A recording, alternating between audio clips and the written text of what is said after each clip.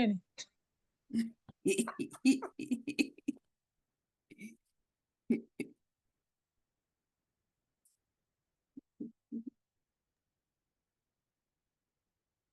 Good afternoon.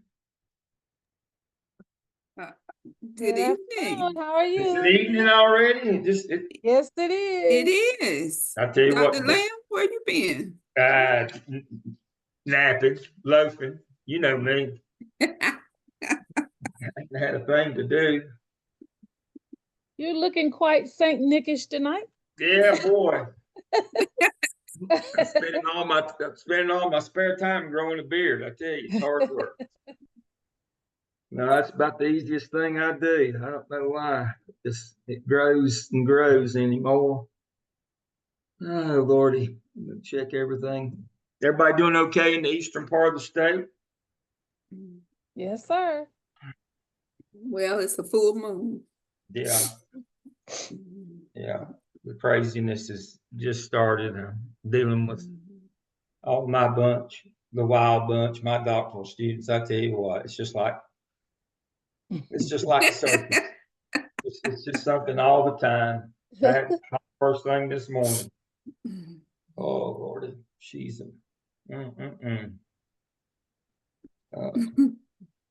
but she's hard. She's working, so that's all that matters. She just needs a lot of help, and so I do dissertation sessions on Monday and Friday. I book times all day from 9 o'clock in the morning till 9 at night on every Monday and Friday, and that doesn't seem. And they still call me first thing on Thursday morning. I'm like, you can get a time tomorrow and we can talk. No, need it today. Okay. But now, you won't need this for several weeks, but yeah, I need it today. Okay.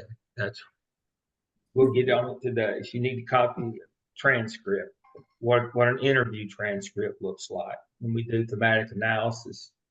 I should.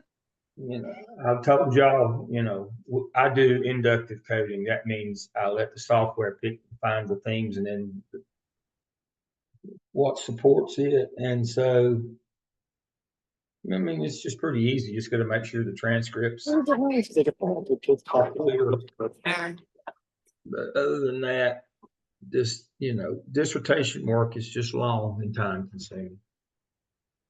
But I'm looking forward to y'all getting there before too much longer. So y'all got to get through your research semester next. And so you do have the spring, which is the longest semester, but it's going to be a grind. It's going to be a grind. All right. Well, welcome everybody. I guess Lauren looks like she might have been outside of the ball game. It's Thursday night, middle school. I am. I've got game duty tonight, but I'm here. I'm just going to be off camera. Middle school game duty. Yeah, that is correct. High school it's JV night. Middle school game night. So yeah, that's the life of the secondary principal. That's exactly right. So I can't complain. I'm just loafing compared to that. All right, so we got student presentations tonight. Let me share my screen right quick.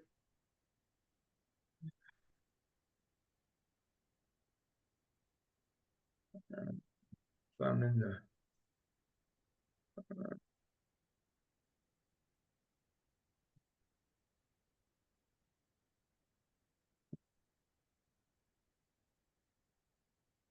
if it'll share, come on, there it goes. So we're at Zoom class 4 on the 17th of October. We've got class presentations tonight, Glickman. And then we've got class next week. And then the class the week after that, 2 weeks on Halloween night. That should be fun. And then we've got 4 weeks of class, and then I will see y'all the 16th of November, and then we've got one class wrap up after that. So we'll get down to the short rows. I've been reading your EDPs. They're very good. So continue to work on those. Make sure you're getting those done. And that's pretty much it. My feedback on those is they've been good. I took a couple of specific notes that I've shared with the students on those, but nothing that catches my eye that we need to talk about, other than, let me look right quick.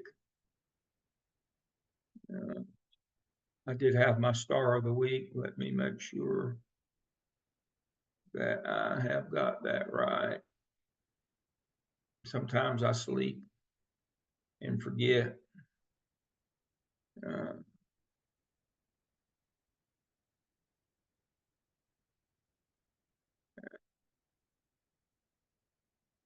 Yeah, so there are our stars of the week. So the ones who have completed are Chiquetta, Sandy, and Loretta have completed their EDPs. And so they are our stars of the week. They've got their finals in. So the rest of you, stay after it.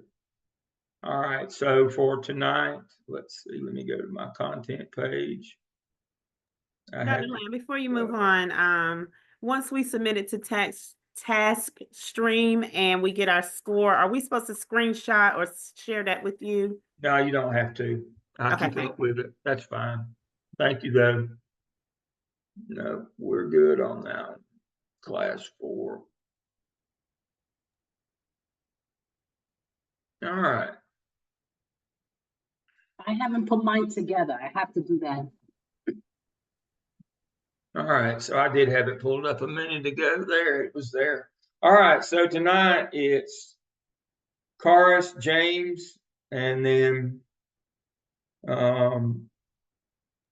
Me. me. And yeah, that would be you. That'd be Pauline. She replaced me. That's good.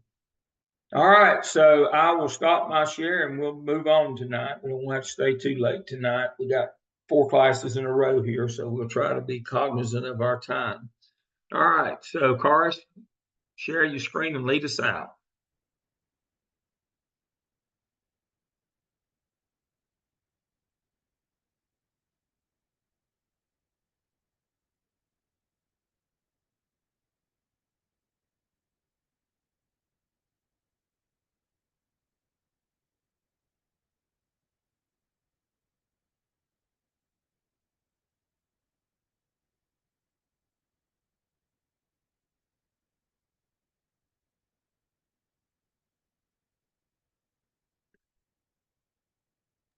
I'm sorry, couldn't hear me.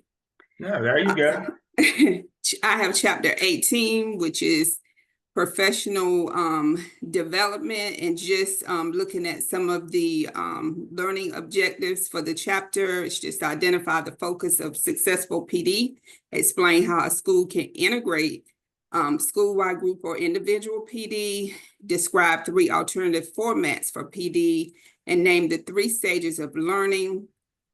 Name the 3 stages of learning in PD, and identify the 5 levels in Gorski's system for evaluating PD programs, and explain the ways technology can be used for PD. And looking at some guiding questions, PD in K-12 schools has a poor reputation among teachers, and why do you believe these to be so? So as I'm going through this presentation, just kind of think about why do you believe this statement to be true? A successful PD development is the integration of school-wide group and individual goals. And why do you think that's the case? And then think of a PD program that you participated in that never got past the orientation stage. And then think about what was some of the reasons the program didn't move. And then, let's see. So building a successful PD program, laying the groundwork, it starts with integrating school-wide PD, group PD, and individual PD. And thinking about the different formats, examining the different alternative PD formats. When we think about over time, PD has changed from just going in, kind of getting a 60-minute speech or a sit and get. Now PDs, there's a variety of different things with PDs. Of course, in schools, we talk about professional learning communities. We have people that that visit other schools. We develop different partnerships with PD. There's teacher leadership PDs. We have things like the beginning teacher assistance programs that offers PDs as well. And then looking at, because of course we are in the world of technology, and how does technology enhance the PD for teachers?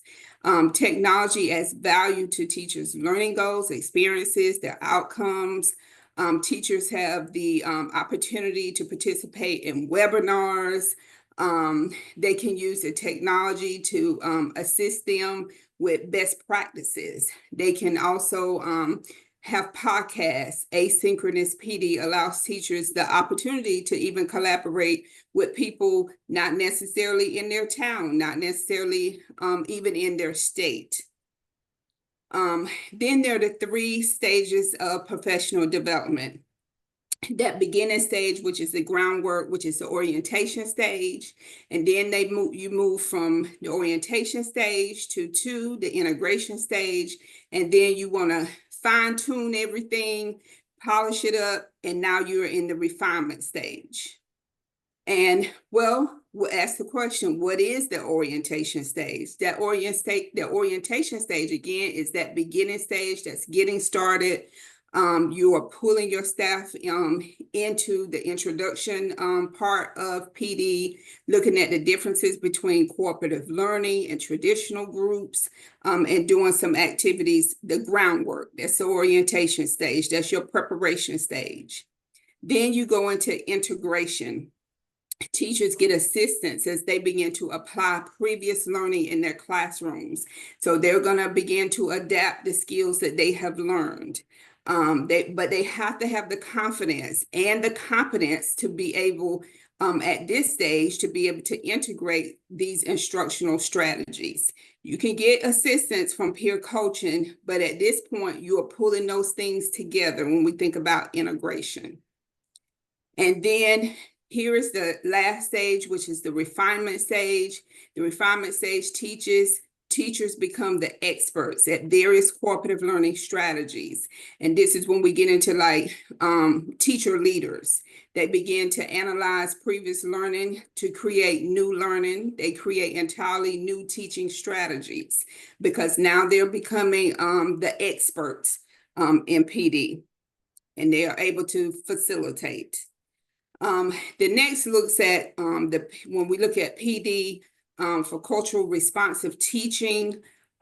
First, you want to look at the goals. Teachers need to learn about their cultural biases, and those biases are both wrong and harmful, and how they're wrong or harmful to students.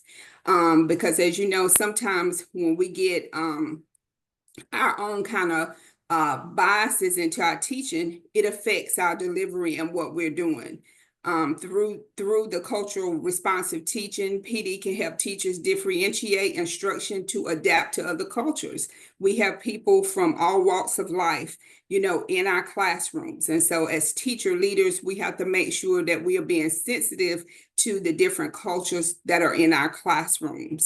And then we go from looking at the goals to the inquiry approach. Teachers explore information, reflect on their own personal biases. And sometimes it may take doing a survey, doing an activity to even realize that you have a personal bias against something. Next, for this particular one, we look at PD formats for culturally responsive teaching. And the first one is the introductory format. This is the format that they reflect. You can dialogue. You look at books and articles or videos about equity and culturally responsive teaching. Then you move into the intermediate formats, where teachers actually get up and they can act out or play themselves in past or upcoming events around cultural responsiveness. And then you get into the last level, which is the advanced formats, teachers playing themselves and passing,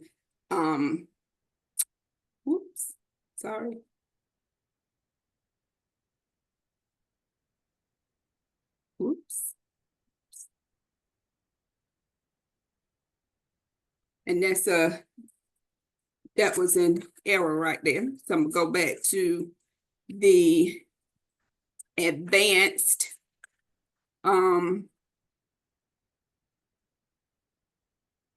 Upcoming, where did I stop? Advanced formats, playing themselves and passing upcoming events for cultural responsiveness. And we've all seen this example. This is the example of evaluating professional development. And we've seen this format when we're looking at strongly agree, disagree, agree, when teachers have to do their TWC. The 5 levels of professional development, the evaluation and the educational level, they look at the participants' reaction, the participants' learning, organizational support and change, the participants' use of new knowledge and skills, and student learning outcomes. All right, let's stop right there, and you can stop your share, and let's go over that. Leave that one up right there, and then okay.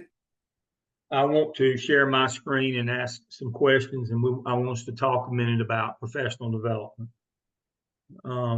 It's a very important. Let me see. Let me share my screen. Yes. Okay. All right.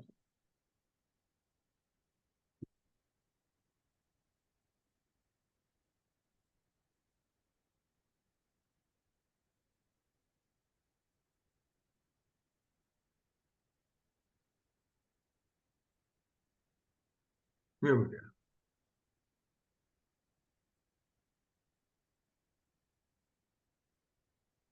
All right, can everybody see what I have on my screen? All right, this is performance data from a teacher. This is real life. This is from Masonboro Elementary School. And we use some data, these teachers are no longer there, but this is fairly relevant data. So when you get your performance data, it's split into 5 quartiles. So the first question tonight for all of us is, should we let teachers pick their PD? If they have picked it, will they not be bought in more? So that's the argument for letting teachers choose their own professional development. If they have picked it themselves, there will be more bought in. All right, but what's the downside of letting teachers pick their own professional development?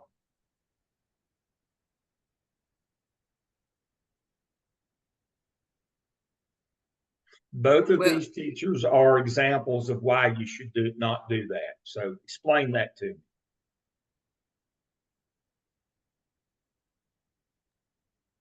I think it's because they won't be exposed to other stuff. Well, we do what we like and what we're good at. We tend to do that. How many of you have a hobby that you spend your time and money on that you aren't very good at? Me. Other than golf.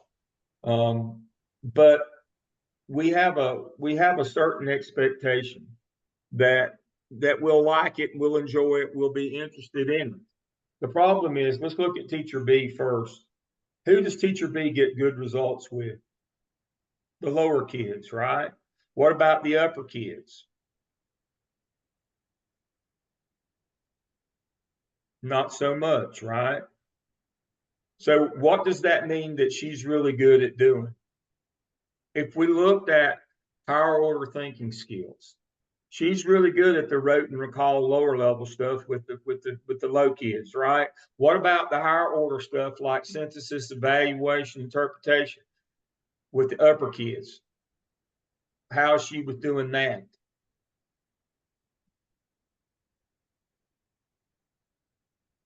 Somebody, anybody? Not so good.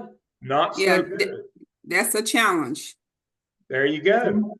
Now, if we let her pick her professional development, we're offering a workshop on higher order thinking skills, working on synthesis, evaluation, interpretation, those kinds of things. But she picks, doing the basic skill stuff. Is that a problem for us? Again, we can't find the ones that we always want, so we have to build the ones that we need. Professional development builds the teachers that we need. We need for her to be more than just doing the basic stuff, worksheet kind of things with kids. But she won't pick that on her own. This is a real live teacher. This is a real life situation that Dr. Robin Hamilton had. We use this as an example of a number of things, but this is one of those. If you're in charge in that building, can you let her continue to pick that low level stuff and produce No. results like this? No. No. No. No. She would always come out as exceeding. You know, we'll never get, if you do what you always did, you get what you always got. So this is the first problem with letting teachers pick their own professional development. You got to be more intentional than that. Just letting them pick what they want to do. If it doesn't address a weakness that they have, then you have to be more directed than that. Now, I'm not saying let them pick, and if they pick wrong, you change it. You have to guide them to what they need to do. This is when you have those critical conversations with people. At the end of the year, when you get, or at the beginning of the year, when you get you should have it by the time the year starts, when you have your performance data back and you have that first meeting with that teacher and you're working on that professional development plan for the year, this has to be part of that conversation. This must be a part of that conversation. So this notion, we'll just let teachers pick what they want to do. That way they'll be involved in it and interested. Yeah, but it might not be the right thing. That's a fallacy. You got to think beyond that. Again, administrators, what's your job? Make a good number go up or a bad number go down. Performance matters. All right, what's wrong with teacher A there?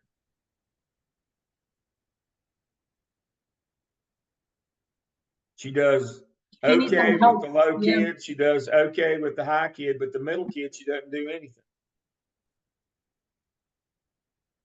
So she would need training in that area. Yeah, but what? Let's be more specific in that. What diagnosis could you put on this teacher here? She hasn't studied that area. Well, Maybe she's just obviously not before. good with the middle child. Yeah, and She's that, not, to me, she's is not like the growing whole for group. average students. Mhm. Excuse I'm sorry, me. Paula, go ahead. I'm sorry, I said she's not growing her average students. Students Why that do you just think fall that in the middle. is? There is a specific reason that happens. Do you know what it is? Somebody guess. To me, that's the core, like the middle group is your core instruction. That is correct. That is correct. Shaquetta, you're on the right track. Keep on that track now, Shaquetta. She's not doing really good job on core instruction. What is she doing? It looks like she's just focusing more on like small groups or that. There you go. Mm-hmm.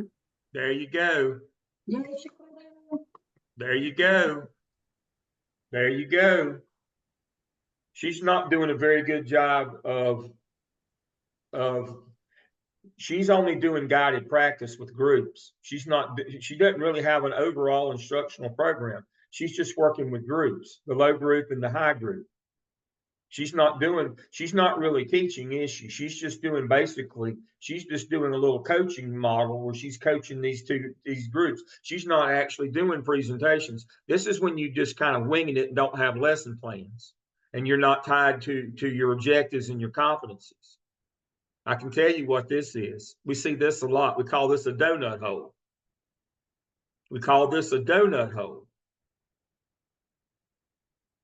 She's just giving kids work to do and then working with them in groups. They're just doing centers or group work all the time. That's all they're doing.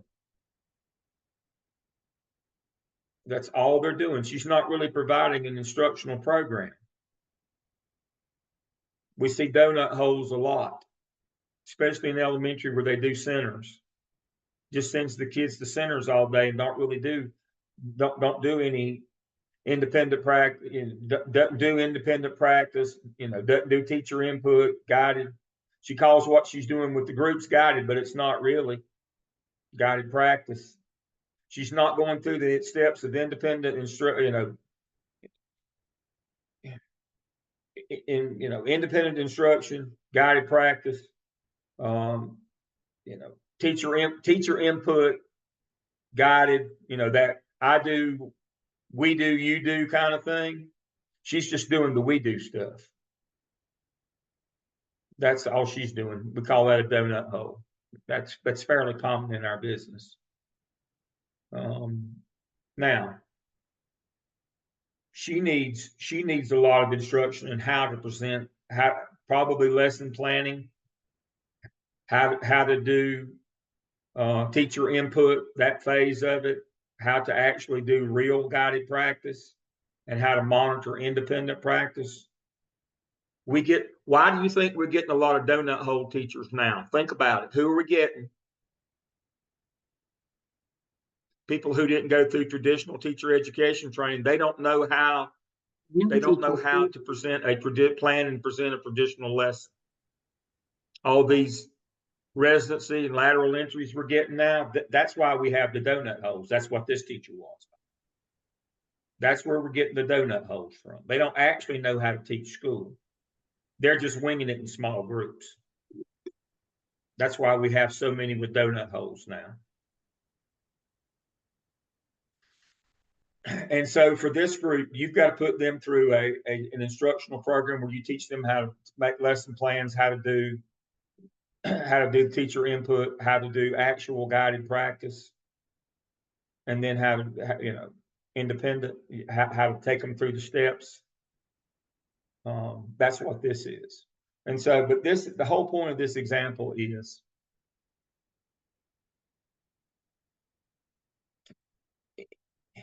on paper, it looks like a good idea to let teachers pick their own professional development, but in practice, if you do that, you will not change any outcomes in your building. You will get what you've been getting, because they'll pick things that they're comfortable with, that they know about, that they're easy. You can't allow that. You just can't do that. All right. Now, Todd Whitaker,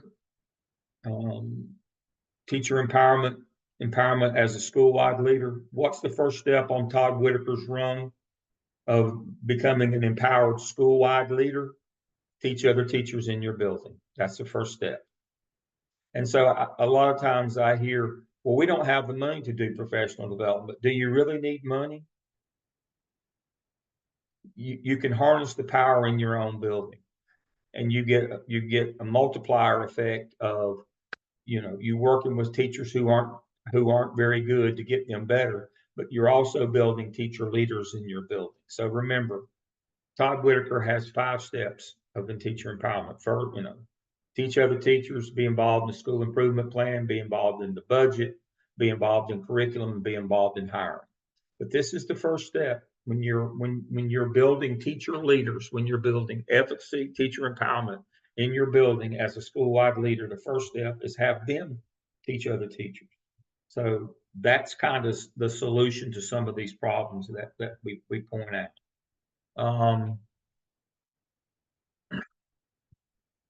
When you're evaluating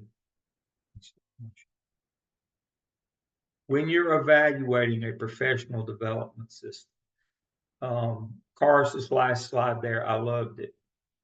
Kars, if you want to share again, go back to your last slide. It addressed both formative and summative.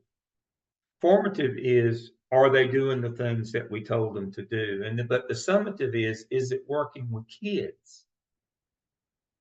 So recently, right here, student learning out, see right there, did it have any impact? Did it work if we didn't change our student outcomes? Did professional development work? Let me say that again. That's not a rhetorical question.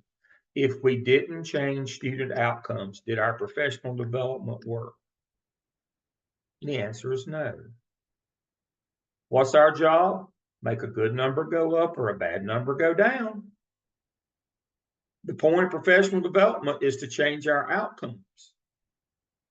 We've got to change our outcomes. And so, yes, we're looking at our form, was it implemented right here? This 3, this is your formative assessment. But 5 is your summative. Did it affect student performance or achievement? So I sat in on a dissertation proposal recently. from an EDCI student. I'm not on her committee. I'm not the chair for EDCI, but they're open. And so I went. Now, everybody in there, I know their buttholes tightened up when I walked in the room because they wasn't expecting me. And they knew when I showed up, it wasn't going to be, it wasn't going to be fun and games. But I had seen it and I was interested in what she was doing. It was in Winston-Salem, Forsyth, which is the fourth largest district in the state. I believe it's the fourth largest. It's either fourth or fifth. Wake and Charlotte are the two largest. They kind of trade back and forth. I think Charlotte might have passed them this year, but then Guilford is third, and then either Fayetteville or Winston is fourth or fifth. They kind of battle back and forth. So this is a significant place. They developed a professional development program for all their elementary teachers in grades 3 through 5. And so they had 1,100 teachers that they were going to put through this workshop. And it was a workshop on, let me get this right now, I don't want to misspeak, math concepts. Math concepts. The idea being, if these elementary teachers, which many of them just had degrees in elementary education, if they understood math better, that they'd be better math teachers and so forth. And so the proposal was to evaluate that math concepts professional development. And the idea is they were going to talk to, they were doing them in groups of 25, and they were going to talk to, a few people who had gone through the training, about 5 of the people who'd gone through the training. And I said, that's not even an assessment, much less an evaluation. If you want to evaluate a program, that means we have to look at outcomes. Now, we can do perceptions, or even if we're doing an assessment, we ought to look at outcomes. But an evaluation, and then they said, well, we're just going to talk to the teachers and see how they liked it. Is that an evaluation? Well, of course not.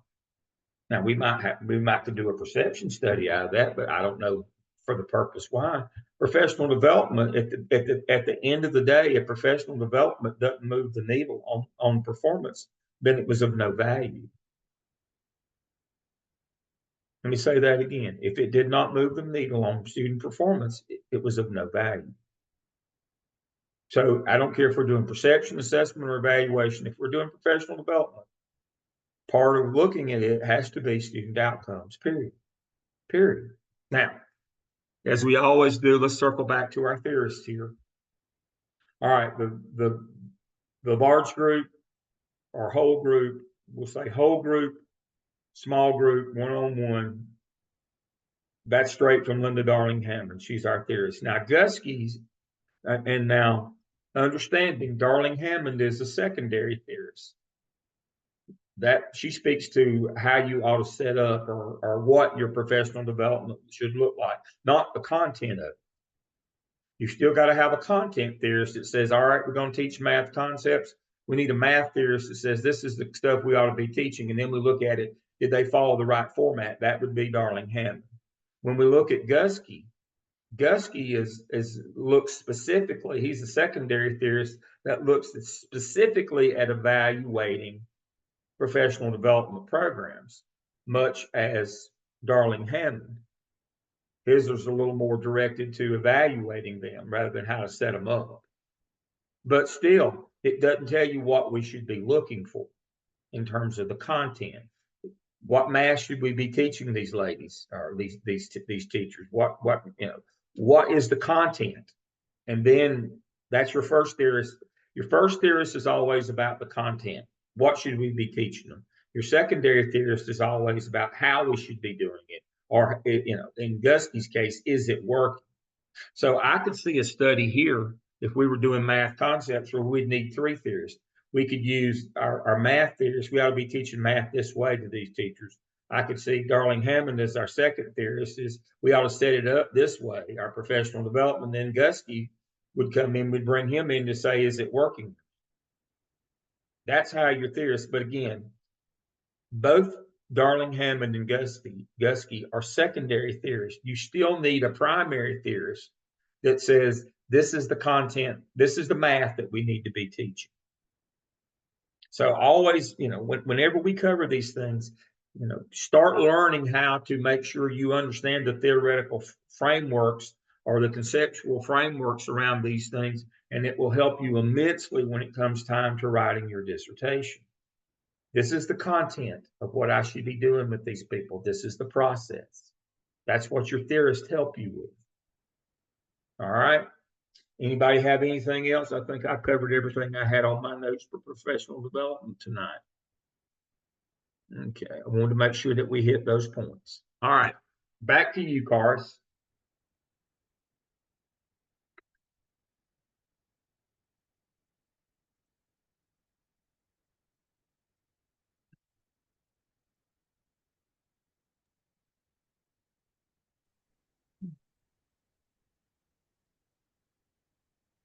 All right, so I talked about professional development, and now we're gonna transition from professional development to see what's going on with our curriculum. So chapter 19 was all about the curriculum development. And so with the curriculum development, we're going to look at the learning objectives for this chapter. It's looking at summarize, enumerate, define, and name. So summarizing the author's response to teachers don't have a say in curriculum because they can use their professional expertise and creativity when they plan how to teach the curriculum. And then when they enumerate, we're going to look at enumerating the 5 issues concerning teacher involvement in curriculum development that need to be addressed, and then define the transformation approach to integrating multicultural and ethnic content in the curriculum, and then name the 6 facets of understanding. And then the guiding questions, how might the curriculum teaching and learning change if the order of influence was what you said it should be rather than what it is? Which of the 3 meta orientations to curriculum do you most agree with? And what types of learning activities represent a social action approach? What types of preparation would teachers need before participating in curriculum mapping? And what parts of understanding by design would you like to see utilized at your school? And here we're looking at,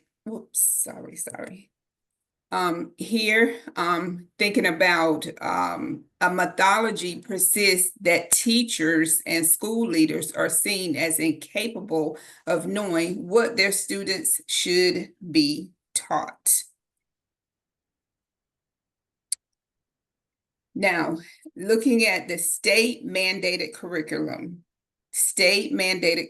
The purpose of the mandated curriculum is to transmit knowledge and skills deemed essential by the state legislator or educational bureaucracy.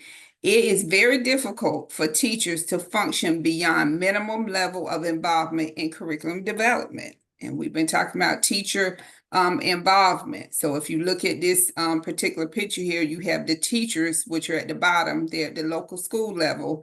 Then as you go up, you have the central office specialists, then the State Department of Education, the federal government, and then of course the commercial publishers. So the people who are at the bottom who actually execute, which are the teachers in the local school, they're at the bottom.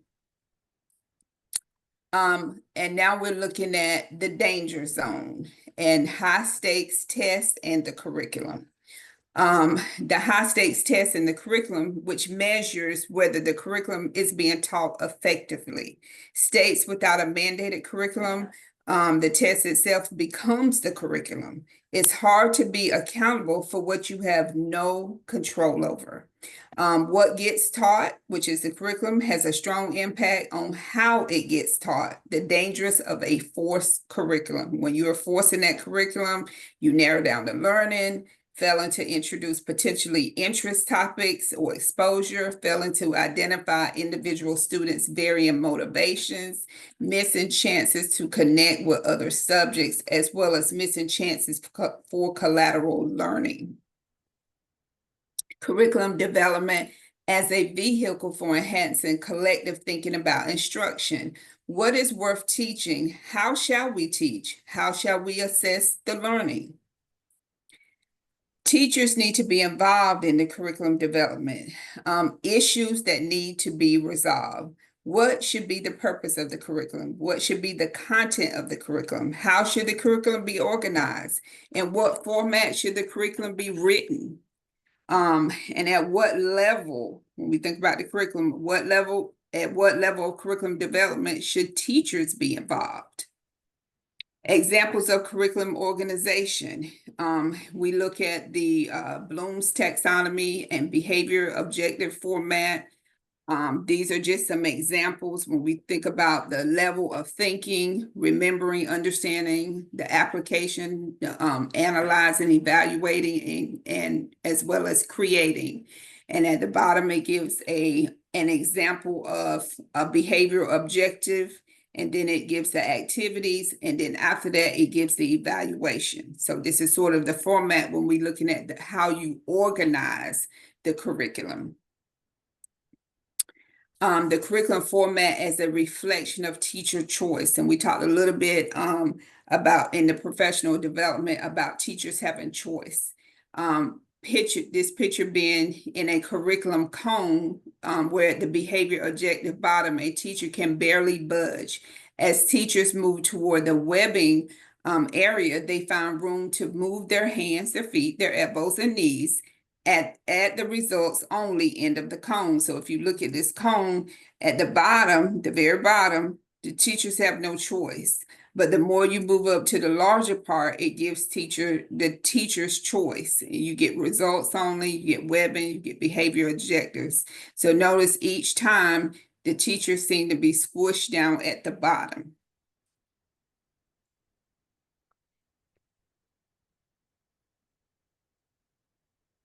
Am I frozen?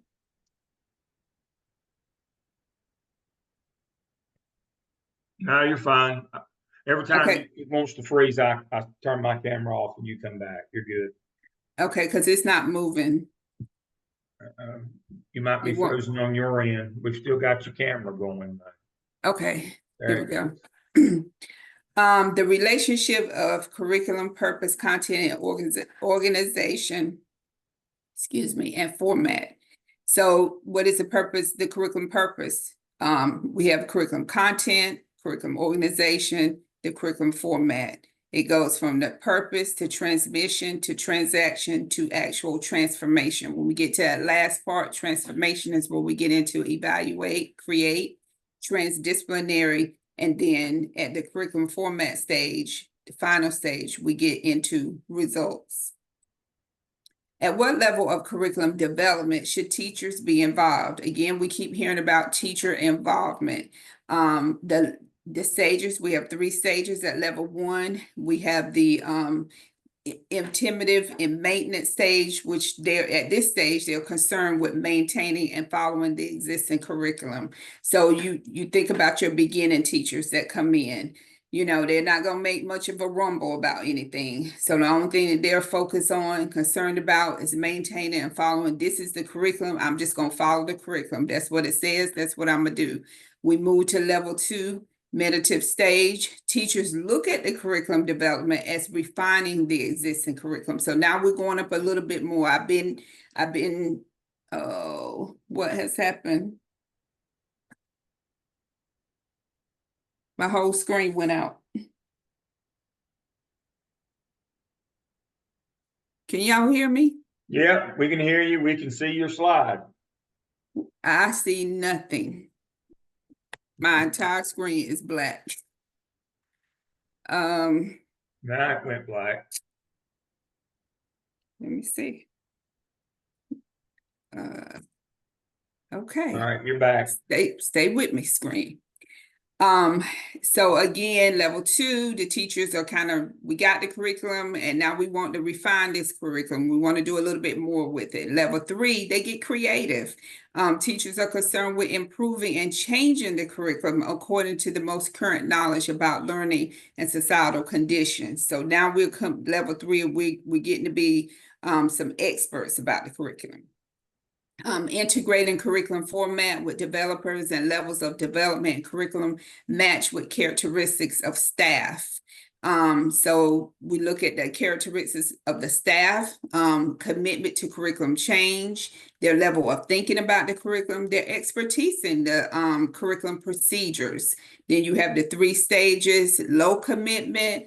And again, I just kind of described those stages. And stage 2 would like to make change. And then stage 3, these teachers are eager to make change.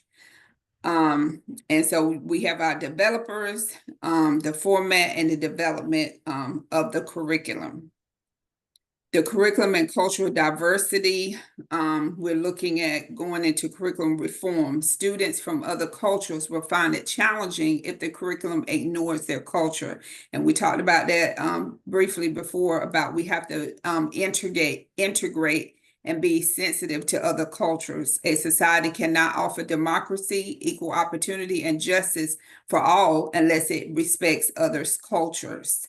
And so when you look at this chart, it goes from at the bottom, level 1, the contribution approach focuses on the heroes, the holidays, and the different discrete cultural elements. This is showing you the different things of how you can integrate cultural diversity. Level 2, level 3 is the transformation approach. Level 4 is the social action approach. Students make decisions on important social issues and take actions to help solve them. And then looking at curriculum mapping and remapping, a collaboration that fosters dialogue, shared knowledge, and understanding, consistency, and alignment across grade levels, which includes an analysis of content, instruction, and assessment. And now this is a new curriculum map, and it gives the grade level, the content area of the course. So you have your unit topic, then you have your specific content, the number of days for the specific content, the state requirements to be met, the district's requirement to be met. Then you have the potential teaching methods, potential assessment methods, and resources available. All of those things you're going to put into this whole map, curriculum map. Developing curriculum units. And I'm going to tell you, used to be a part of these teams with the curriculum mapping. This takes some time. It takes detail. It takes time. It takes lots of collaboration to do curriculum planning and mapping when you talk about lessons. Stage 1, you want your desired results for your plan. Step 2, you have to have evidence. And then in stage 3, the learning plan. What do you have? Your pre-assessments, your learning events, the goals for each learning event, and then you always have to progress monitor. All right. So thank you, Cars. Just remember the 5 levels of teacher empowerment. This is the next level. The first is teach other teachers. The second is be involved in curriculum. Now, as Cars pointed out, we have a state curriculum. We started with those back in 1983. The first one was produced in 1989. We've been using them ever since, different forms. But the state writes the curriculum, but they don't write how we teach it, or how we put it together, or how we organize it. They just say this is the material. This is the body of knowledge we want them to have. This is the learning objectives. It doesn't say how. And that's part of that teacher leadership is you get your best people. And that curriculum mapping does take a long time, especially if you articulate it. Now, what does that mean? Well, that's just a fancy way to say is you make sure that you don't cover the same things twice, going from one grade level to the next, or have gaps. So articulation is you make sure, all right, this is what we're going to cover in 3rd grade. So that 4th grade knows what you've covered, and they pick up from there and go, and then 5th grade picks up from there. That's what we're talking about, is we develop it by grade level, by course, by subject, but then we also articulate it to make sure that we're consistent all the way through, and that we don't have gaps. Again, that's a higher level. That's a teacher leadership is being involved in curriculum. And again, that's Todd Whitaker's second level. Whitaker's are increasing levels of authority, autonomy, responsibility. The first is teach other teachers. The second, be involved in curriculum. This is the second of those. All right, Karis, move us on. We're done. I'm done. All right. That was Very good. 18 and that was 18 and 19. I covered professional development as well as curriculum development. All righty. We're good to go. Let me close some of these things and let me pull this up right quick.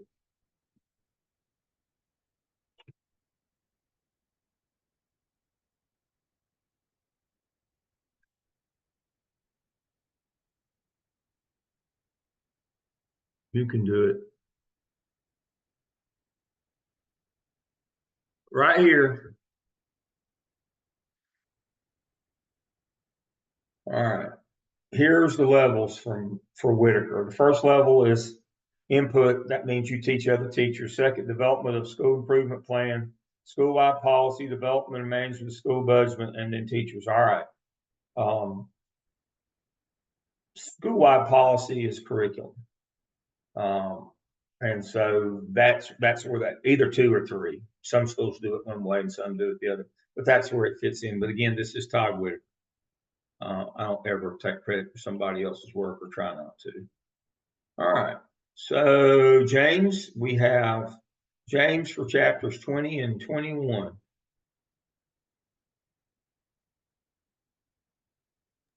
All right. Let me go ahead and set up my screen. Good. All right. Let's see. Should get the right one. Let's see. I think this is the right one. All right.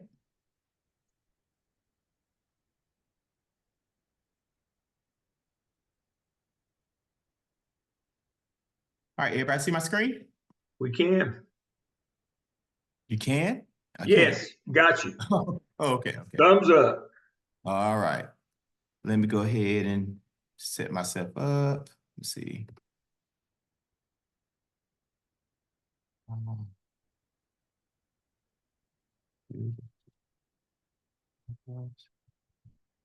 right, so my chapter is chapter 20. I'm doing action research and the school as a center of inquiry. Okay. Let's see. It's not letting me move. There you go. All right, let me see if I can move this. All right, good. All right, so in the unit, in this unit 5, which is this is the chapter 20, it's the last chapter in unit 5. It talked about the technical task of supervision, which direct assistance, evaluation, group development, professional development, what we just talked about. And also we talked about curriculum development. And now we getting ready to go into what we call action research.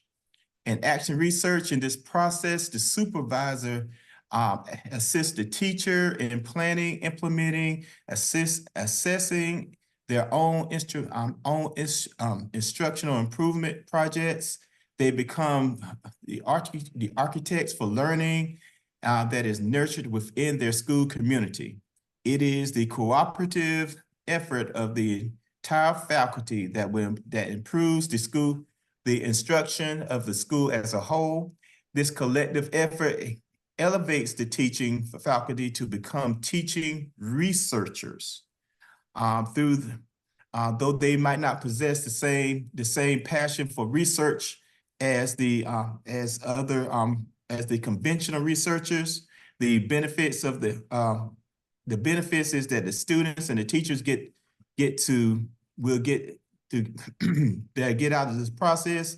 It's going to enrich their learning tremendously. It is the supervisor's role to determine what type of assistance that the teachers will need in this action process. And also the process goes back to the categories that we had talked about in earlier chapters, talking about informational, collaborative, non-directive, and this is determined by the development of the levels of the teachers in respect to the focus of the action research. And talking about the action research, when you compare it to the traditional research, it has some same qualities and some things a little bit different.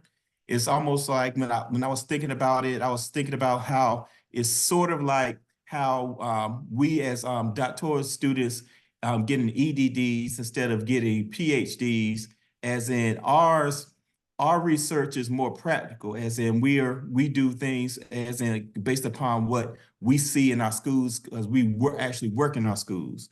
So as you look at this comparison and contrast, you see it's usually like in a traditional research, it's usually led by an expert that's outside of being in teaching. But in action research, it actually involves practitioners, as in teachers, that's actually in the school system on faculty. The types of data, same kind of data that all researchers have to use, like qualitative and quantitative.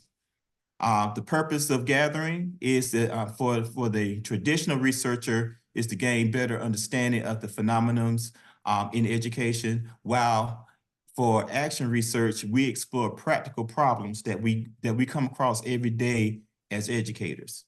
And the standard quality of research with traditional is like peer reviews, as in when you see journals of theories and things, methods and things of that nature. But in action research results are desired change, as in you like Dr. Lamb was saying, the purpose of professional development is to make the scores go up. And so that's why we do our research in action research, is to make our results go up. So we try to fix those problems. And the primary audience is for traditional is as researchers. Really, sometimes it's right for other researchers because they know that they might be interested in that and those things that they're researching. But when action research people, when they go for research, they're members of the school and community, so that's their audience. The people who would need that research, the people who would actually use that research. And when we talk about action research and constructing action research, there are 5 phases. In the first phase, the teachers choose a focus area in which they have determined that this area in teaching and learning needs improvement. The second phase consists of gathering data from the needs assessments, which help the researchers to understand the problem, to figure it out, how it might be solved, and gather a baseline of information to aid in developing assistance with the evaluation of what will improve the problem study. The third phase involves designing action plan, including activities which test the success of the efforts of solving the problem. The fourth phase is the actual implementation of the plan. And the fifth phase is the evaluation of the data of the action plan's effects by gathering them up and analyzing the information to determine if the action plan will be continued, expanded, revised, and or discontinued. And this kind of reminds me of all of those plans that we had to write in our master's program in order for us to get our degrees, whereas we had to go through all these plans, and then we had to implement them. And then if they didn't work, then we had to make an evaluation and look at the data and see why they didn't work, and then decide whether or not that we needed to continue the plan or to figure out what will make it work. Because it's things that we actually use and not things that we just like research in order for the academic point of doing it. So some characteristics of a successful action plan. And these are just five that I listed: supervisors, distributed leadership for action and research throughout the school, because the point of the action plan is for everybody to be involved with the plan. So if everybody is using the action plan, then it's successful. Number two, supervisors, despite distributed leadership, were very much involved. If everybody's not involved, then it's not successful, because everybody's not getting anything out of it if they're not contributing to the research and contributing to the data that that's going to see whether or not it's going to be beneficial for that faculty. The action research was grounded in data gathering and analysis, as in that's part of the process in order for teachers to grow as researchers and grow as educators, in order for them to participate in the analysis and the data that went into seeing whether or not that action plan actually worked for that school. Throughout the needs assessment part, planning, implementation, and evaluation stages of the action research, teachers cycled back and forth between small groups, whole school meetings about how to organize for and coordinate the stage of action and research they're working on. So teachers had the opportunity to not just work in small little groups, they actually had the opportunity to work and to do presentations in front of big groups in order for them to grow as researchers and also grow as educators. In more successful schools, unlike the less successful ones, they develop fairly detailed written action plans for their research and maintain written records of implementation and evaluation activities, and that will help them grow as educators and be able to repeat the success over and over again, instead of like being a one-shot wonder. Okay. Anybody got any questions on that? No, but I've got a comment. Oh, so sure you do. Okay. Of course I do. I like what you said, James. We do this not for the purpose of just having something to do. We have an outcome. We're trying to move a number. Yes, sir. That's the whole point of action research. I can't tell you the number of times I've had people say in my professional life, I don't know why it didn't work. We did the right thing. Let me say that again. They said, I don't know why this didn't work. We did the right things. Were they the right things if it didn't work? Right. No. If it didn't work, then obviously it wasn't the right things. They were what I call UCP, usual customary practices, that we hide behind. The whole notion of action research is we're trying to make a good number go up or a bad number go down. It's a real problem. It's not an intellectual exercise or a theoretical exercise. It has a theoretical underpinning, but we're actually trying to move a number. That's the whole point that we're of our action research. And James is exactly right. We put them through all those action plans. Every of their evidence is in the MSA program. They have to write an action plan out.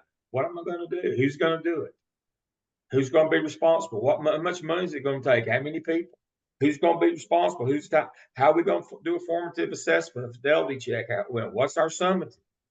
What's our outcome? What's our goal? What's our indicator of success? So again, it's not the right thing. But what you got to remember about action research, it's not the right thing if it didn't work. And that's the thing that students have and professionals in the field have the hardest time with, especially central office people. I used to say when people went to Title I schools that everybody treated them like they're the ones that lost 20 IQ points. Having been a person who went to the central office, I'll have to say you generally lose more than 20 IQ points when you go to the central office. because you say dumb things like, I don't know why that didn't work. We did the right thing. That if you say that, then you don't understand what our business is about. That tells me that some village is missing their idiot, because you're here with us. If it didn't work in action research, if it didn't work, it wasn't the right thing. People are just, they're just tied to certain things. We're going to run this program come hell or high water. I told you about the superintendent. We're going to do that. Doesn't matter. Then got mad at us when the kids didn't do well enough. You need to put higher. Well, but we put the kids that qualify. You put better kids in there. Well, that's not the point of the program. We wouldn't need to have it if we put for the better kids. And so again, action research tells us if it doesn't work, it's not the right thing. All right, James, back to you. All right. So now with action research, you can expand the boundaries of that and go into some alternate approaches to action research. And the approach to action research in this book is a problem of solving an approach. A problem is identified, needs assessment data is gathered to find out more about a problem. An action problem is designed to solve the problem. The plan is implemented and evaluation data are gathered to determine what progress was made and what revisions in the action might be needed, just like Dr. Lamb was talking about. Now, there are alternative approaches to the action plan, which have to be considered as well. So, with that being in mind, there are 3 such alternatives that include an interpretive action research, critical action research, and appreciative inquiry. Teachers doing interpretive research are attempting to understand a phenomenon in schools and the meaning that participants make in those phenomena. And these phenomena, some research questions might be, what does the teacher experience doing inquiry learning? What does the students experience during inquiry learning? How does the teacher describe learning that results from inquiry learning? How does the student describe learning that results from inquiry learning? And so those are the questions that come about from inquiry learning, because what they're trying to do is they're trying to study a phenomenon. Now, in critical research, it examines the challenges critical research examines and challenges established, taken for granted ways of doing things that support inequity with an eye toward changing practice to increase equity. So we're trying to do things that going back to what one of the presenters already talked about is equity in education. So we're trying to make sure that we increase equity in education. And some of those, let me see, and some of those things that you might be looking for is whose interests are served by the existence of the tracking system, who does this research best serve? What's the cultural values that are enforced by the tracking system, and what cultural values are delegitimized by their system? And it's kind of like talking about like why I'm doing a research on choice schools, or whether or not that those choice schools are really benefiting the children they're supposed to be benefiting, or they're just a way of segregating the community once again. I'll throw that in there. All right. Yeah, and that's a relevant question. But this section is what he's talking about now, is what I was talking about. This notion that we don't know why those kids aren't learning because we did the right things, those usual customary practices.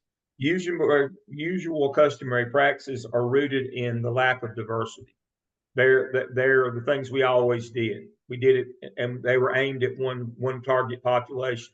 And when they didn't work with others, we blamed the others rather than our instructional program.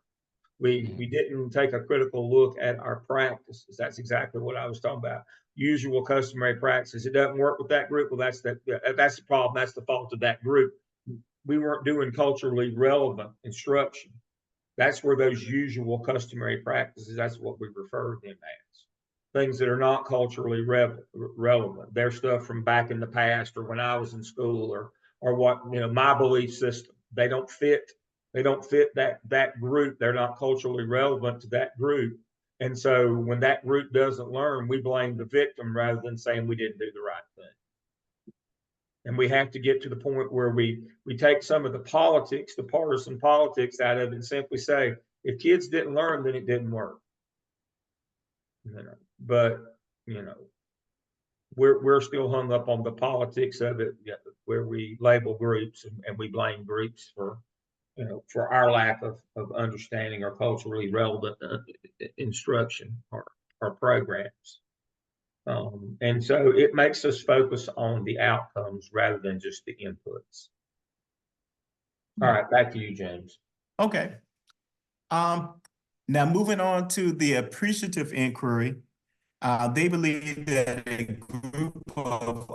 group or organization is more likely to move forward if it builds on what is already positive about the group or the organization, not dwelling on the existing problems. Appreciative inquiry is based on 5 underlying principles and has 5 phases. One phase is the constructionist principle. The next one, another one is the principle of simultaneity. The other one is poetic principle. And the anticipatory, I'm just messing up. The anticipatory principle and the positive principle. And also the appreciative inquiry also includes the 4 phases of discovery, dream, design, and destiny.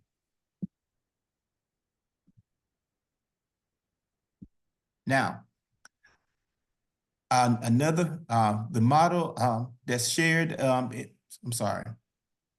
the model of shared governance in school-wide instructional change has been adapted and used in elementary, middle schools, secondary schools in Georgia, South Carolina, and in United States Department of Defense. 3 premises underlie this governance.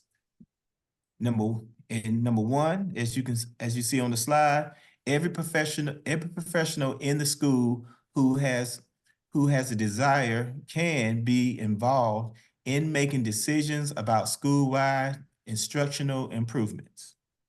Another one is any professional in the school who does not desire to is not obligated to be involved in making decisions. And number 3, once a decision is made about a school-wide instructional improvement, all staff must implement the decision. And this is what they call shared governance in action research. Okay, so the principles in making shared governance for instructional improvement are as follows. One person, one vote. And that's saying that each representative has the same rights and responsibilities and voting power as any other representative. 2, limited decisions to school-wide instruction within the control and sphere of responsibility of the school, meaning that action research's shared governance involves the core of a school's existence. Curriculum, teaching, learning, and areas for decision-making should be school-wide and instructional. and issues of day-to-day and administration contracts and school boards and policies and schools and persons are not concerned of is not the concern of the shared governance of the school-wide action plan. So what I'm trying to say is that when it comes down to shared governance, it's talking about like everybody is involved with it, but it's not necessarily like an administrators don't take into consideration the administrative part more than the learning part. Okay. So, and what we should be doing here with our school is to improve learning for our students. Anybody got any questions? Okay, good. All right. So, in the operational model for shared governance, action research, and school improvement that uses the premises of individual choice of involvement and implementation of all the principles of one person, one vote. Focus on teaching and small groups. The goal is not to advocate a particular model of shared governance, but to achieve the premise of principles, shared governance, and action research, leading to a purposeful, collective and thoughtful school, and a school that is centered on inquiry. And I think, and that's what we talk a lot about in education now, it's all about inquiry, asking the right questions that's going to get the right answers, and it's going to inspire learning for the students, and also going to inspire learning for the teachers who are there in the school. Okay, and so the executive council does not involve itself in administrative matters, community relations, and school board policies, and personal matters or issues that are departmental in nature. Now, the liaison groups are the formal groups that are set up as communication links between the faculty and executive council concerning the needs and reactions, opinions, and ideas about school-wide instruction.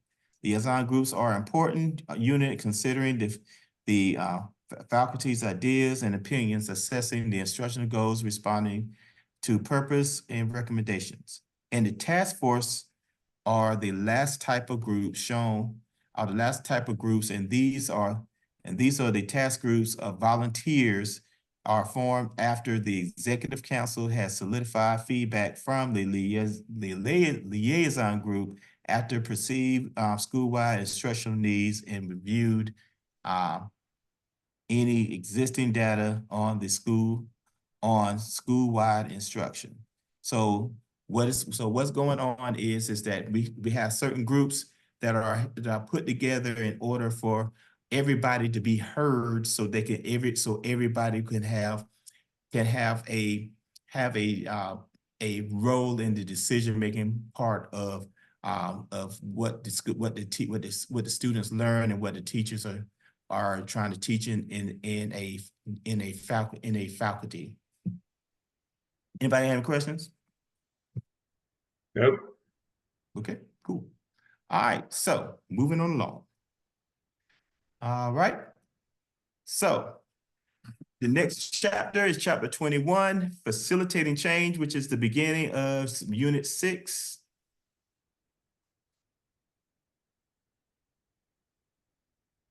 Okay, so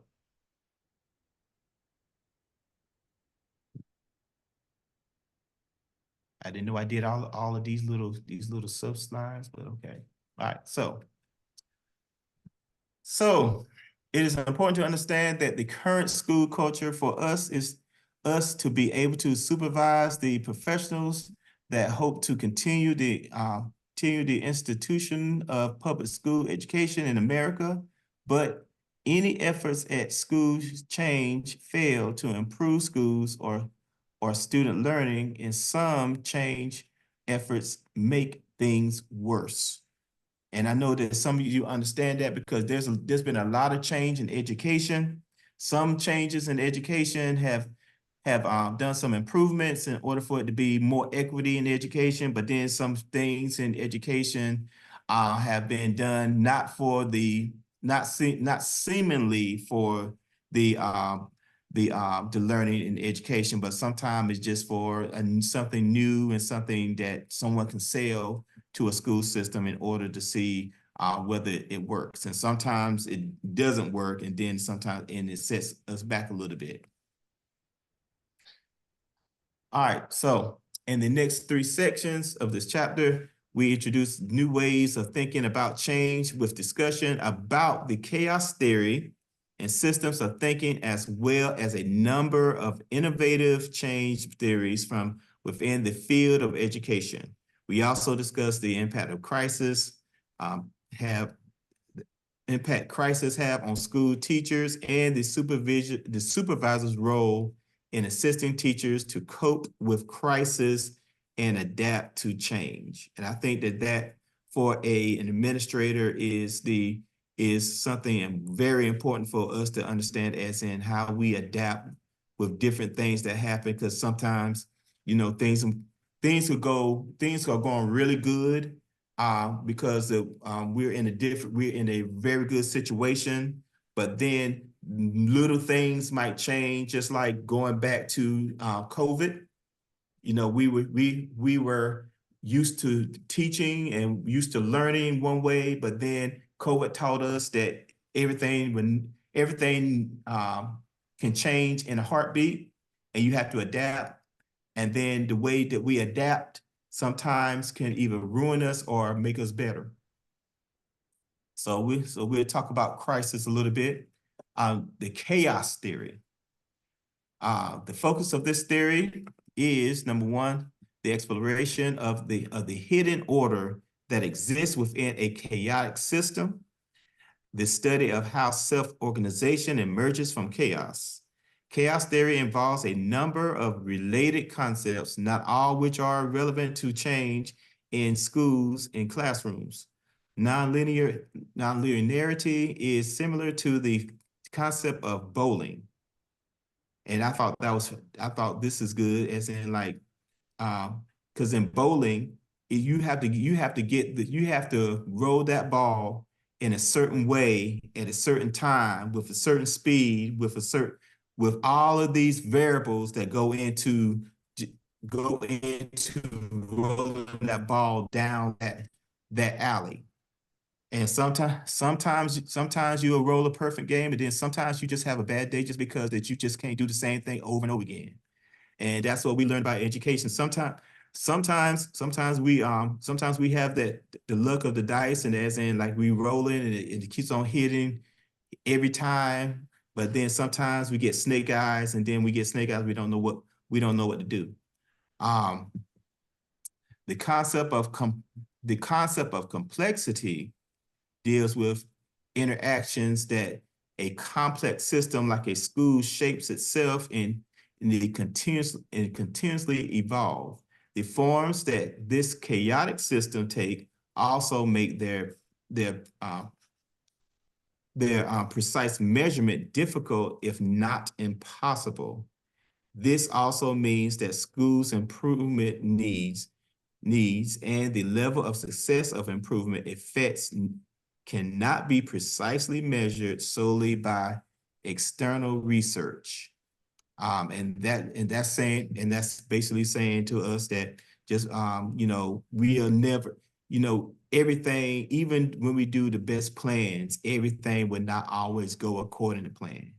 And we must be able to adjust as we see problems existing and problems coming.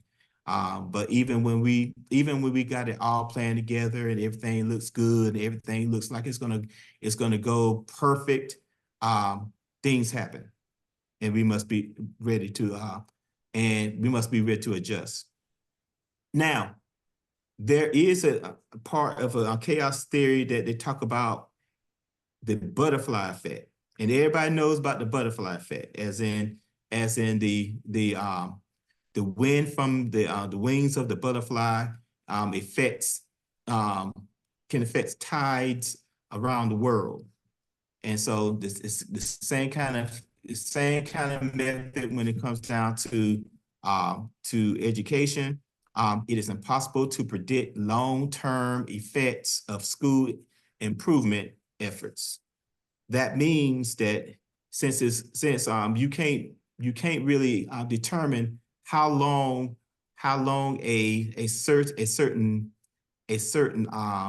circumstance or a certain thing is going to exist within a school for a long period of time, you have to make, instead of making long, detailed, long-range plans, sometimes short planning is where you want to be. You don't want to do plans that last like maybe 5 to 10 years, instead of like planning like maybe a plan that may last 2 to 3 years, just to make sure that you're ready for the change, because change, just like now with change in economics, change in politics, change in population, change in the way that people that communities are growing, or our communities are just up and leaving.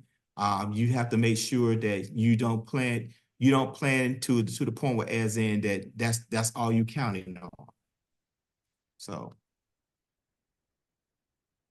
I thought the butterfly effect was a really interesting concept. Okay. Now there are chaotic systems that contain feedback loops that allow outputs to feed back into the system, as feedback can bring stability or turbulence in a system. It's like a thermostat. A thermostat is a feedback mechanism that causes stability in the temperature. Conversely, when sound from a loudspeaker feeds back through a microphone, it is rapidly magnified to create a disruption. Feedback also causes a system to move toward a greater level of complexity. Feedback can take the form of a student performance data, survey results, quality circles, third-party reviews, and so forth. Daily interactions among members of the system also comprise feedback. Effective feedback ensures that the school is always involved in a changing common direction. And also turbulence can causes disturbance inside or outside the system. It's like water flowing down from the river and gets disturbed when it flows over big rocks. If the stability becomes great enough, the point of a phase transition or separated parts is reached, and suddenly a radical change takes place. So it might start off, so turbulence is where it might start off real smooth, and then all of a sudden it changes with the contour of whatever is coming at you. So you always got to be ready for anything to happen in education. But education is always like something where, as in there's a lot of obstacles when it comes down to like we said, it was politics and things of that nature, as in and also with money. You might have money at this point, but then next week, well, like in education right now, we had a lot of money a couple of years ago because of ESSA funds, but now ESSA funds are gone. So now everybody is trying to scramble to how they gonna get these things, how they gonna get materials to fix the cafeteria and things of that nature. So school, there's a lot of chaos in education. And I know all of you understand that. So, okay. Let's go on to the next slide.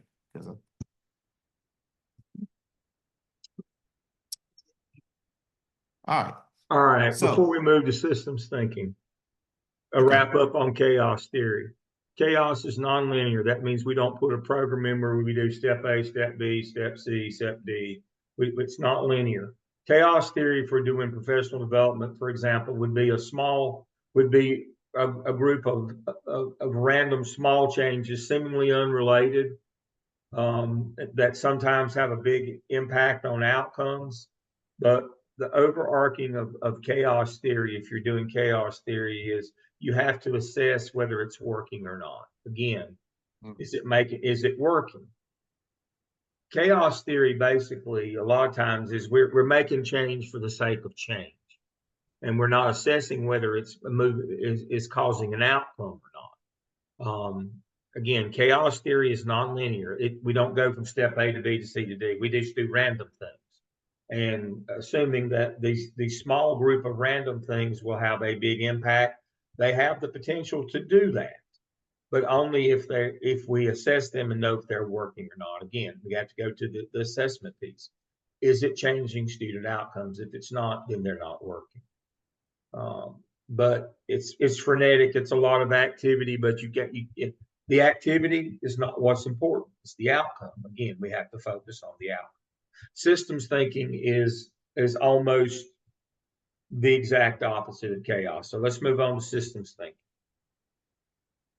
Okay, thinking is generally defined as the ability to see the whole beyond the parts, to see the parts in context of the whole. And that's from Singe, one of the best known scholars associated with system theory. And he explains that it is a framework for seeing interrelationships rather than things, for seeing patterns of change rather than static snapshots. And a school is a complex system, including parts like school leadership, teachers, students, policies, facilities, school climate, curriculum, and instructional program, assessment, instructional program, the effects of other systems such as families, the school district, and community. Reinforcing feedback can help or hurt a change effort. And so what this is saying is like he was saying before, it's being able to see everything in its part and in its place, and putting the parts all together to make the whole, just like putting the teachers, understanding the parts that the teachers play when it comes down to systems of thinking, how the administration is part of the whole, how the community leaders is part of the system, and being able to put all those things together to come up with strategic plans on how to approach these different aspects of a school system, and to be able to try to think about what you're going to need from these entities in order to make your school system successful. Did I get that right, sir? Yes. Okay. Just remember, systems thinking is the reason why you can see the whole system, because it is linear, because it does go from step A to step B to step C. But again, the whole idea here is people, process, product. System thinking looks at the process. It's the focus is not really on people. Focus is on the system that produces the product. Senge, S-E-N-G-E, is actually pronounced Senge. He was an engineer, and that's where this came from. There's nothing more linear or more formal or more practical than engineering, which is all about results. That's what engineering is about, results. And so, engineers work on the process all the time. In manufacturing environments, one of the best systems evaluating tools is Six Sigma. Y'all have all heard of that. But basically what systems thinking does is we look at the process and not at the people. We're in professional development, we look at the people. Chaos theory, we do random things. Systems thinking, we look at the system as a whole, and we work on each individual part. and how it works, but we work on the process. And so the focus is not so much on the individual as it is the process. It's kind of the opposite of chaos theory. All right, move on. Okay. Moving on to the next one, which would be the learning organizations. Okay. So in learning organizations, SINS considers systems thinking to be the foundation of the 4 additional disciplines that together with systems thinking are the key components of what he refers to as learning organization. These 4 additional dimensions integrated by systems thinking are personal mastery, mental models, shared vision, and team learning. Personal mastery involves clarifying one's personal vision, understanding their current reality, and recognizing the gap between their vision and reality. Mental models are concerned with how we view the world and how that view affects our actions. SINS compares an individual's theory with their theories in use and argues it is the person's theories in use that control their actions. A shared vision should be built on and reflect individual visions of members of the organization.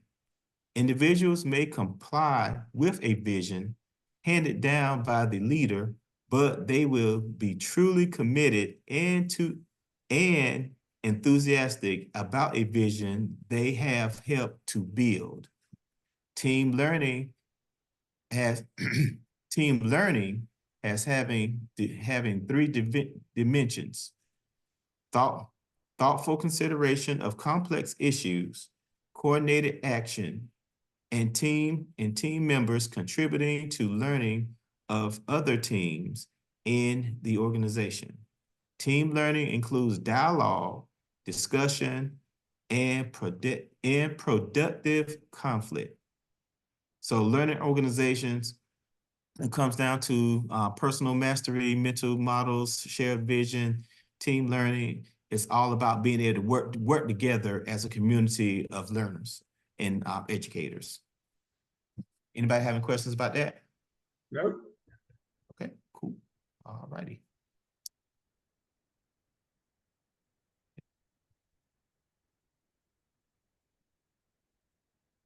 My last slide is talking about educational change, is the educational change theory. Okay, over the last years of a growing body of new theory on school change has emerged in the educational literature. Most of this recent theory is based on the study of actual efforts of school change. The experts do not agree completely, but they do agree in a large part on key concepts. Many schools lack the capacity to initiate sufficient improvement efforts with a reasonable chance of success. Poor communication, low trust levels, and the absence of collaboration are all typical reasons cited for low readiness. A good first step towards improving a school's capacity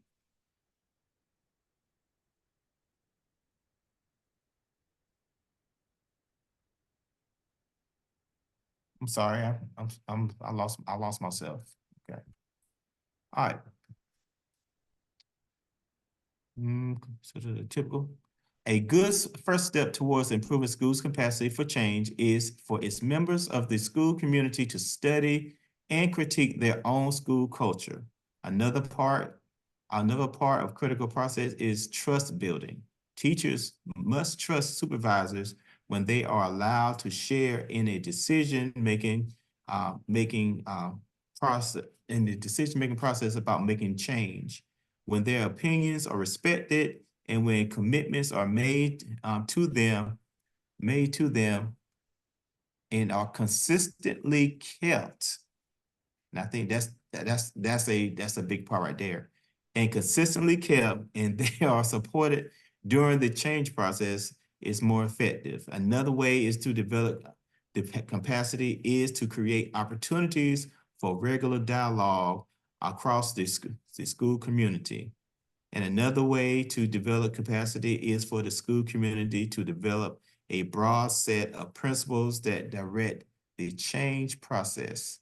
And so with these things, I'm talking about school change, it's all about the communication and all about being able to solve problems and realize that when we have problems and conflicts and there's some resistance to make sure that we support each other through those times, to the point where as in that we can kind of we can depend on each other to make sure that we can get through those processes, and that we're supportive of one another, and that support comes from not just listening to what the supervisor is implementing, as in what they might decide is the best way to do it, but also to listen to the teachers and the workers and the whole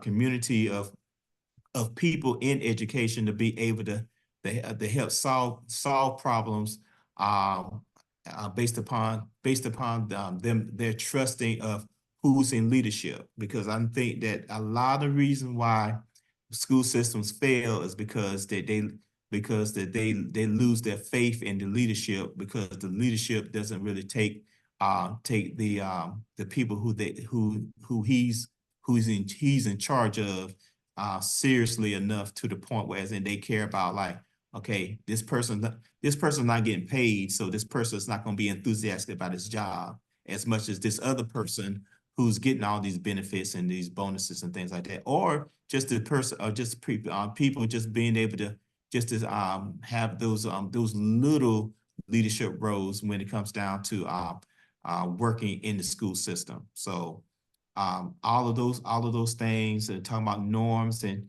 continuous improvement, it's all about communication. It's all about building that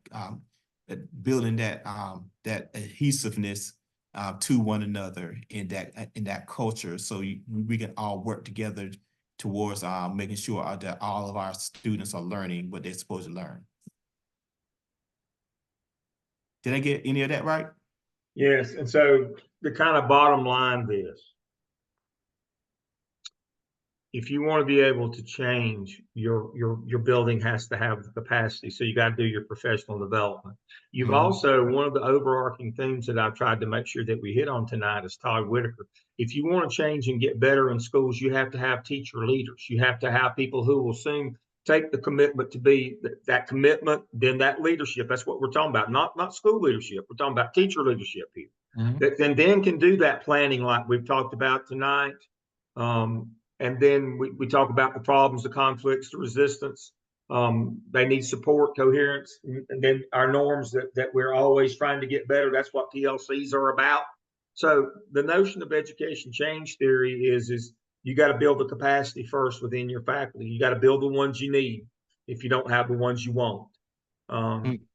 They've got to show, you've got to show commitment to them. Now, the commitment that you show them as a leader is allowing them to become school-wide leaders, where they teach others, they have impact on or input on curriculum. You let them have impact on the school improvement team. They have impact on the budget, and they have impact in hiring.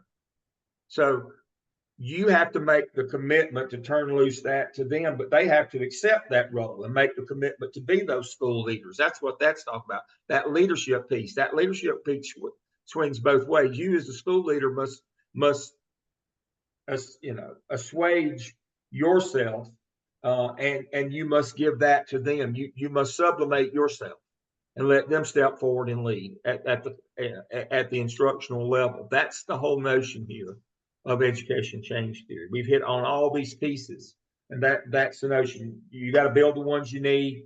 you got to make a commitment to them. You got to make them teacher leaders where they pick the mantle up and they lead. So that's how all this ties together. Okay. And that is the end of my presentation. Thank you. There you go. That should be the end. This is that one. All right.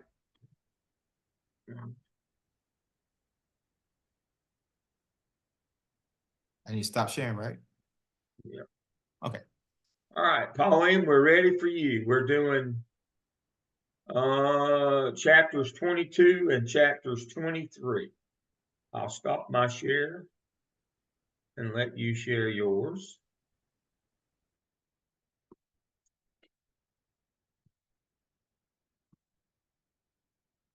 Can everyone see it? Yes, we can. All right, this chapter is addressing diversity.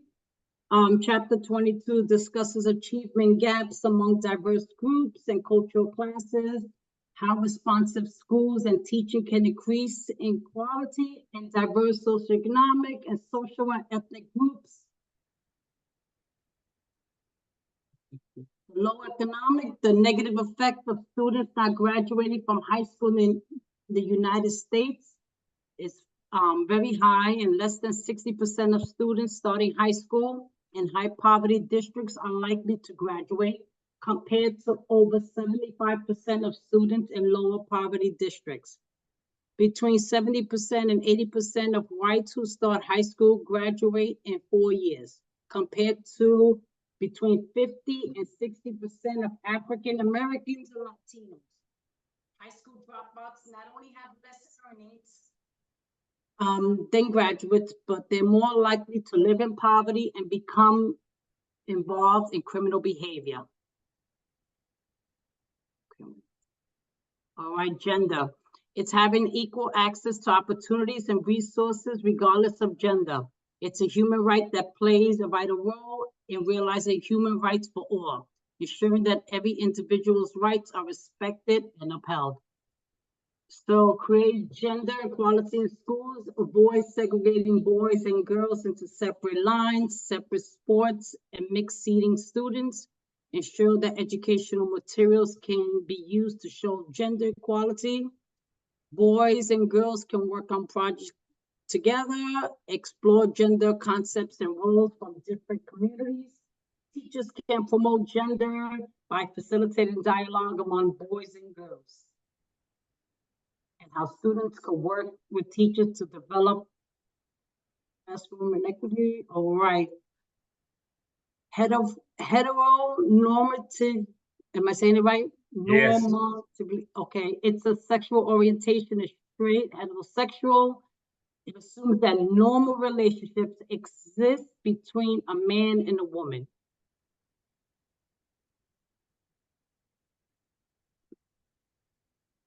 Disability rights, the education of students with disability rights in today's schools being shaped by two powerful laws. 2004, the IDEA Act, and the 2001 Elementary and Secondary Schools Act, No Child Left Behind. These two laws are changing our conceptions about special education. As of 2012, the 2013 school year, 6.4 million U.S. public school students receive special education service. And that's from the National Center for Educational Statistics in 2015. All right, this lady right here, Dr. Margaret McLadden, she's Associate Dean for Research and Education, and she's a professor at the Department of Special Education at the University of Maryland. She's an expert not only in domestic special education policies, but also with students with disability and also international education policy. For disability rights, ensuring equality and opportunity, full participation, independent living, self-sufficiency for individuals with disabilities. Many of the problems that Students face diverse groups as a result of cultural classes between culture and the dominant culture. These cultural classes in turn result from a lack of understanding in the response to cultural difference. Moving forward, it's necessary for members of the dominant culture to learn about their own culture, other cultures, culture classes, and the negative effects of culture classes on diverse groups. After implementing, here's a technical task, a supervision related to diversity. After implementing an action plan, teachers can continue the action plan by researching and gathering data to assess the facts on the action plan and diverse groups and plan future actions to increase school culture and responsiveness. In summary, the technical task of supervision is a powerful process for improving instructions by themselves. It can contribute to a broader task culture, such as addressing diversity. And here's a reflection of questions, and I know everyone's tired. So these 2 questions that I had was reflecting on the cultural clashes in pre-K to 12 education. What have you observed? And what can culturally responsive supervisors and teachers do to help colleagues become more culturally responsive? So for me, I can answer this question. We started like groups like the Hispanic Heritage Month and creating a parent-teacher night, and just with different cultures as well as the Asian culture, celebrating holidays like Yom Kippur that we just had. So just kind of basically incorporating that, not too much of that in the classroom, but just little things here and there while we review the dates and the time, and so it's working.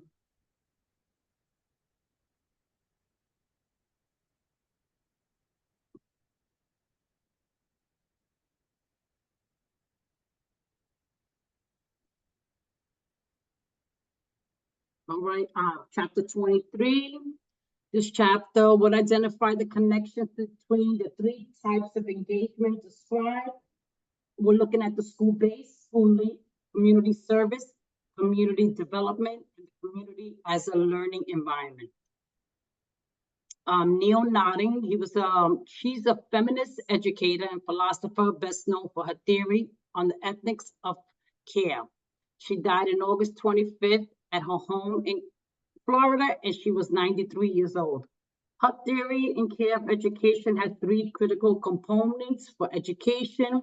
She says modeling, dialogue, and practice. Professional Learning Committee, I think we're all familiar with the group of educators who actively collaborate to enhance teaching skills and student improvement, share vision, collaborative teams, collective, action-orientated, committed to continuous improvement and results orientation.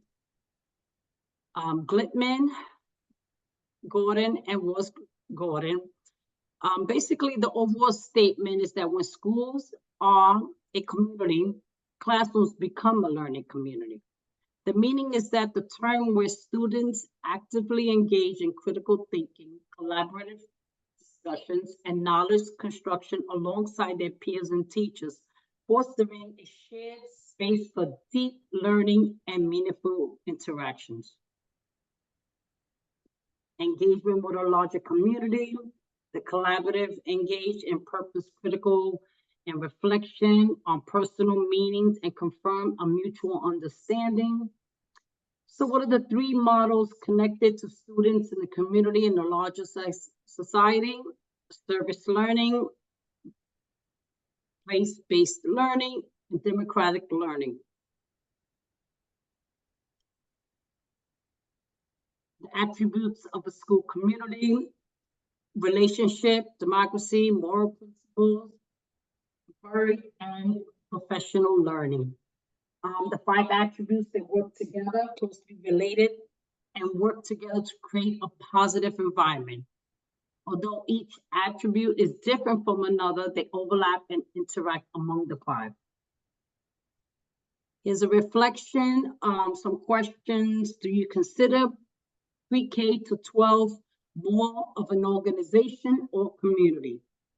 I guess we just strive for a community, and we just need to, I mean, it's an organization, but we're trying our best to see some strategies. I know in my school how we can involve the community more and become more of a community. Next reflection was, how can schools become less like organizations and more like communities? And it's kind of like basically reaching out to the community. We started having, like, this weekend, we're gonna have like a trick or trunk, and just kind of trying to get the community more involved, and just showing the community that we're dedicated, that we're even willing to go on the weekends. And that's about it. Okay, very Any good. questions? All right. Let me just stop sharing my screen. All right, so diversity has a lot of different facets. It can be racial, it can be gender, it can be ethnic, it could be learning based, EC, those kinds of things. But the overarching question here is, do you value kids?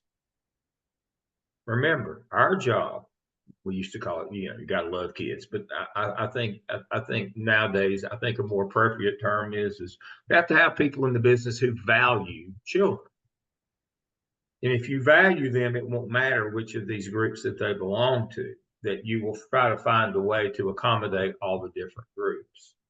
But somehow this has become a political issue rather than an educational issue, unfortunately. And we have politicians, and we have all these people who want to go back and resegregate and stick with ours, and become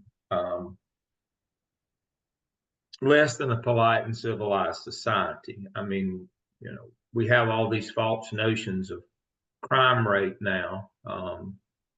Why do you think they called it the Wild Wild West? There wasn't any law. Crime was the law of the land. Do we want, sanitation, Upton Sinclair, the jungle, the initial manufacturing in this country, use children, kill people, maim them, poison people all the time. That's what we want to go back to. And this notion that we want to separate everybody now and make everybody angry and fight one another. The whole notion of a school was to bring a community together. They're community-based organizations and institutions. That was the whole idea. And so at the end, we have to find in our hearts to be able to value children. If we value them, by extension, we'll value their families and the communities that they belong to. And that's the whole notion of diversity and equity. It's not a curricula as much as it's a mindset.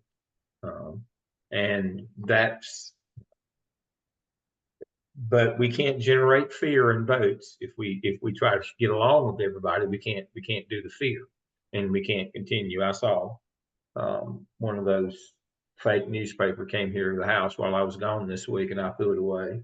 The Epic Times, it's a fake newspaper. I mean, the articles are completely made up. It looks like a newspaper, but it's completely fake. And it has all these, inflation 17, highest in 17 years or whatever. Just again, with the idea of immigrants, it preaches divisiveness, and so that's what schools are having to battle now. This divisive rhetoric that just out and out lies and makes stuff up. Get angry if you tell them they're going to be fact checked. We just make up our own narratives now to get what we want, to get people to vote us into power, or we can steal more money.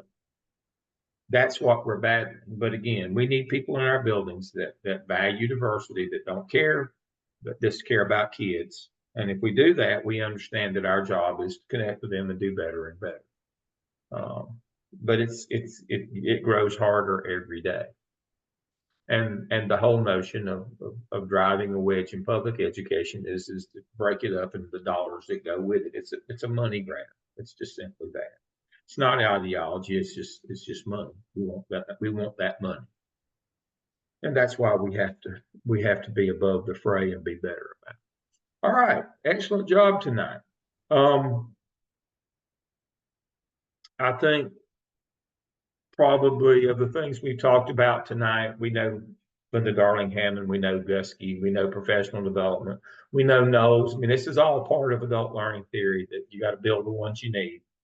And that's part and parcel of that. I think the one thing that it's just a minor chapter, one part, but one of the things that I think we focus too much on is chaos theory. That we'll just do a series of random things and they'll work. Rarely does that work. Chaos theory, that we'll just, we'll do a million different things and then we'll, something will work, and that's what we'll, and it basically is, it's an experimental kind of thing. We don't know what works. We don't have a system. We'll try 1,000 unrelated things and we'll keep the best of them. But the problem is we don't ever discriminate. We don't ever figure out, we don't ever, assess which one of them's working, which ones don't. And then if we do get results, we don't know which ones, and then we don't know what to quit. And we add more and more and more things. And then again, eventually we regress back to where we were. If you're going to get gains, it has to be systemic. It means that you have to have a linear system. We're going to do at point A, B, C, D in the school business. If you're going to get consistent gains and maintain and grow them in a continuous improvement model, the chaos theory will not work for you. I can just tell you that. It will not. You have to use more of a systems theory. And you can do, he has a lot of videos. There's a lot of stuff on, there's a lot of YouTube stuff. Simon Sinek does a lot of his stuff as well. I like some of Sinek's stuff, but you need to get into systems thinking and systems theory, which will help you. I know this is a personnel human resources class, but it's not, you get the right people and you got to get them in the right system. This is part B, getting them in the right system. Collins, good to great, oversimplified it, get right people, get them on the bus, get them in the right seat. This is getting them in the right, getting, once you get them, what you got to do with them. And this is the second part of personnel. Get them, second part's growing, third part's get them in the right place. And so that's where we are in the process. All right. Our time is up. I appreciate seeing you as always. I continue to read all your work. I'm happy with all of it. We have a weekend dedicated to our EDP, so I'll try not to take up our weeks talking about it, but I'm very pleased with the 3 of you who have completed. You're doing a great job. I will see you next Thursday at 7 o'clock. Everybody have a good week. Thank you. I appreciate it. Good night. Good Good night. night, everybody.